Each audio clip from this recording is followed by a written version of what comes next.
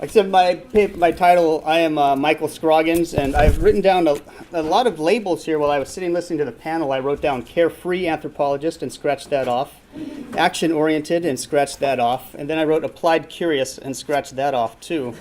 Finally, I'm going with laboratory adverse. My paper is called Bluntly, It Was None of Our Business, The Roots of and Reactions to Applied Anthropology. I'm going to start with a question I found posed on the anthropology subreddit the other day. The question is titled, Is Anthropology Bullshit? And the question goes, I have taken a few anthropology courses and found them very interesting. In fact, those are probably the only academic courses I have ever taken which actually changed the way I think about the world day to day. But Reddit, what do you think? Is it just an interesting field with no practical implications or significance, or does it actually have merit? This paper is an attempt to answer that question, albeit in a very roundabout way. You can think of it as a series of footnotes to the topic, to the question, is anthropology bullshit? Now, the common sense definition of applied anthropology, as determined by the Google search, what is applied anthropology, is a riff on John Van Willigen's zinger that applied anthropology is anthropology put to use. But Van Willigen might as well have written applied anthropology is anthropology without the bullshit, right? That zinger, anthropology put to use, along with his other objection, there are no anthropological problems, only client problems, stings. For two reasons. First, it plays on the old cliche of the academic as an out-of-touch theorist. This stings because it's partially true. The second reason it stings, though, is because it uses humor to obscure a dangerous relationship. Now, a close reading of the opening editorial in the journal Applied Anthropology, that was the original title of the SfAA journal, reveals that Arensberg and Chapple, they're the founders of the SfAA, primary concern in founding the organizations and the accompanying journal was not with practical problems outside academia that anthropology might be applied to, but rather with how the application of anthropological theory to the then emerging discipline of human relations might broaden the narrow intellectual underpinnings of that field by providing a unifying center around which a science of human relations can grow. In an interview from the SfAA Oral History Project, John W. Bennett explains some of the origins of this term. He says, see, here was the thing. The ultimate disciplinary origins of applied anthropology were in the Harvard Business School.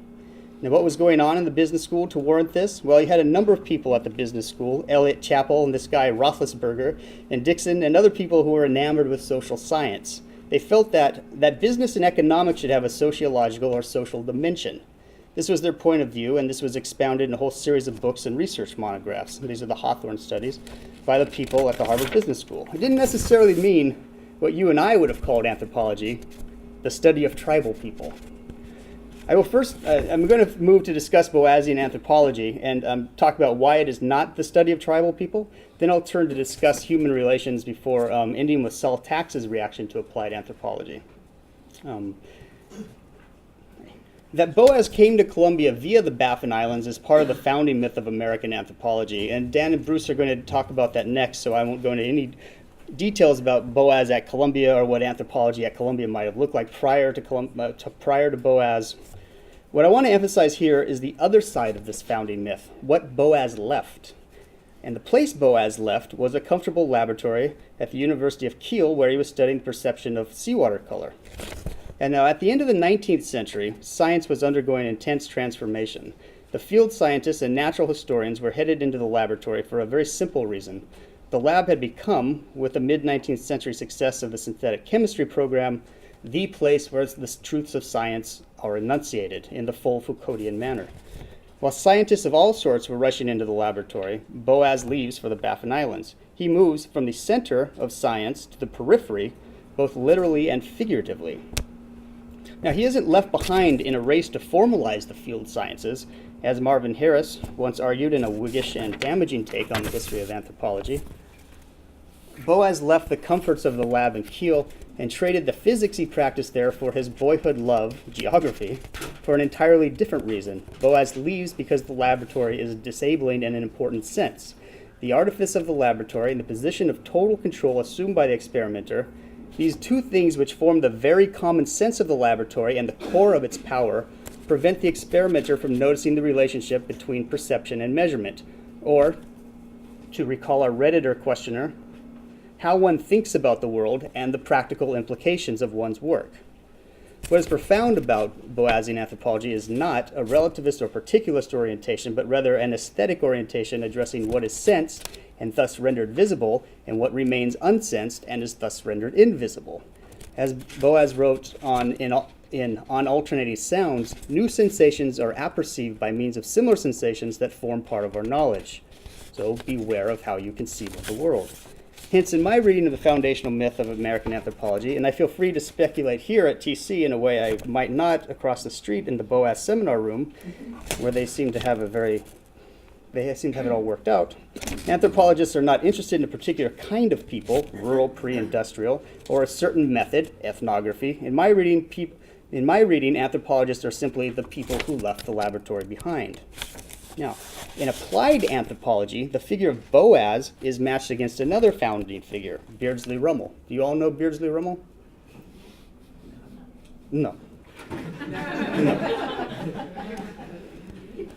And some of you call yourself, oh, never mind, okay. I should leave that there, okay. Like Boas, Rummel was a program builder. Unlike Boas, the human relations program Rummel built was confluent with the prevailing assumptions of industrialist policymakers and university trustees.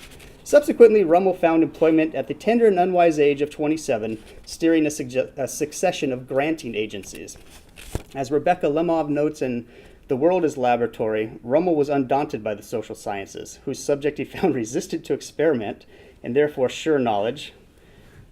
He wrote of social science that it is extraordinarily difficult to deal with. It cannot be brought into the laboratory.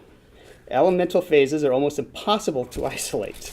Now here, Rummel faced a choice, perhaps when informed by his tender and unwise age of 27.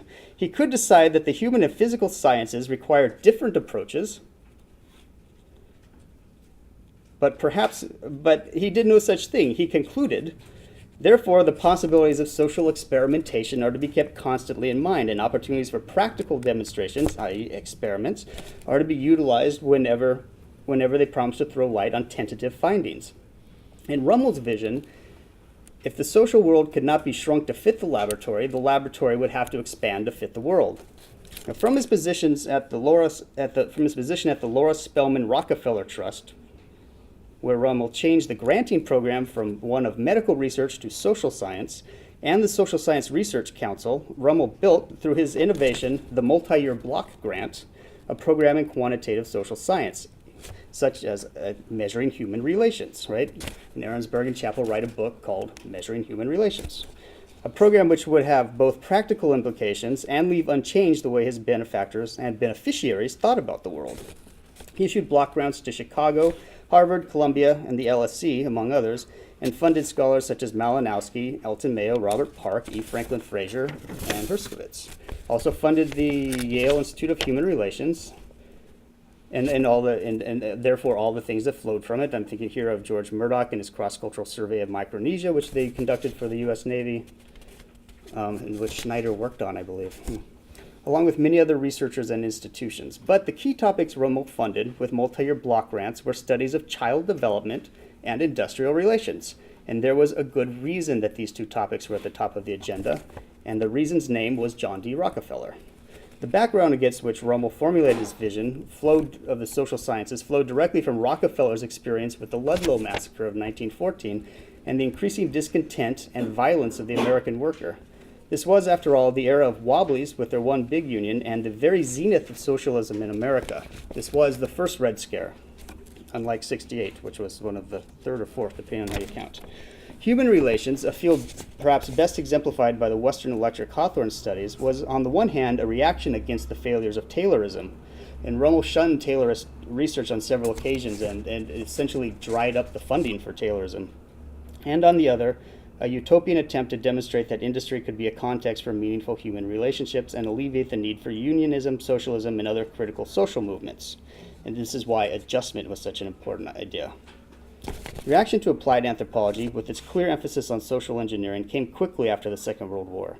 The most powerful but often overlooked broadside was fired by Saul Tax. Tax's broadside was aimed directly at applied anthropology's involvement with the human relations program, but this is important, not at anthropological involvement in practical affairs, which Tax regarded as both necessary and inevitable. Returning to Bennett's oral history interview, he says of Tax, I don't know whether he, Tax, was president of the society. He probably was, but he was always in favor of applied anthropology in some fashion or another. The problem was that Saul didn't like the applied anthropologists, and the reason was very simple. It was, again, this heritage from the business school and other things that suggested to him that applied anthropology was really very reactionary, politically and economically reactionary.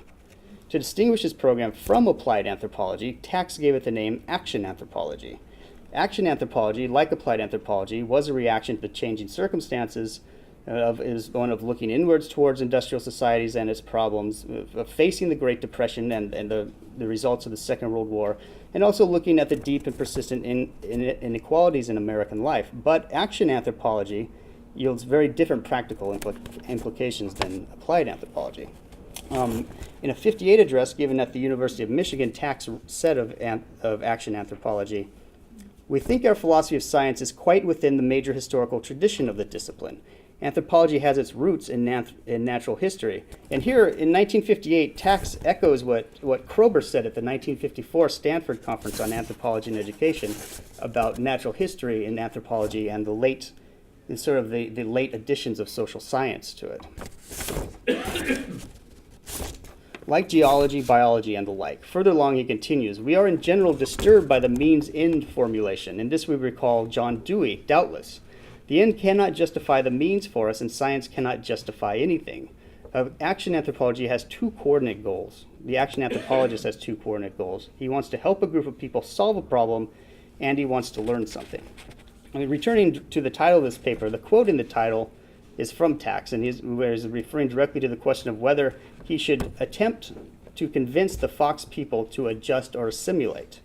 His reply on what the Fox people should do, he replies, bluntly, it was none of our business. This is a reminder that the aesthetic dimension which permeates Boasian, the Boasian approach to knowledge production is also at play in deciding which actions to take. Remember, Tax implores us, what is none of our business? Adjusting industrial workers to the tool, mining the political leanings of Facebook users, or measuring the engagement of school children in their lessons at the expense of their daydreams. A space must be allowed for all of us to change the way we think about the world, and this is both a meritorious and significant habit of mind and deed. Now, the problem with writing a history of any kind is how easy it is to treat the past as a series of missteps and the present as a period of enlightenment. But we don't live in an enlightened period. This is a okay.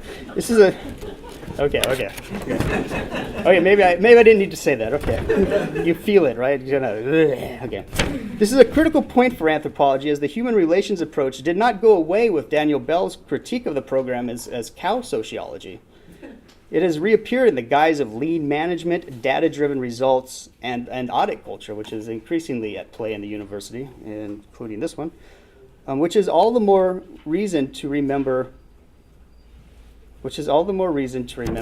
alternate programs. Applied anthropology need not be the measure of our engagement in the world. Thank you.